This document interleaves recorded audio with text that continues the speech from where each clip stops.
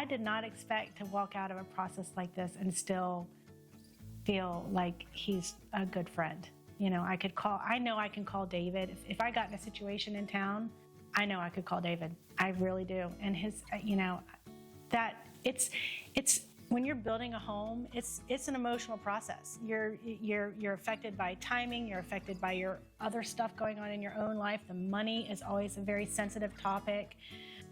But because of all of that and the way he managed that process for me and allowed me to be me, I mean, you know, he allowed me to minutia on the Excel spreadsheet. We're still friends. So that was unexpected. I really, you know, I knew from experiences before that it doesn't always happen that way. So the value of the home is we love the home. We love the home. The quality of it is there, and we don't worry about it. You know, we just we don't worry about the windows or things breaking. There was no question about it, you know. So he is just a good guy.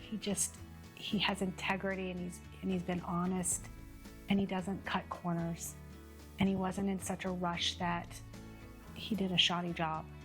I don't know if that makes sense, but it did to us. So he meets with his team every Monday morning. They run down the projects. I knew that I was on the list. I knew that my superintendent was communicating with David. And I loved my superintendent. He made all the difference in the world too. Just easygoing, flexible, ask questions, didn't assume, which made a big difference to me because there were many times with us not being here, he could have assumed and been wrong. His superintendent actually constantly had me in mind. You know, is this something that Carr would care about?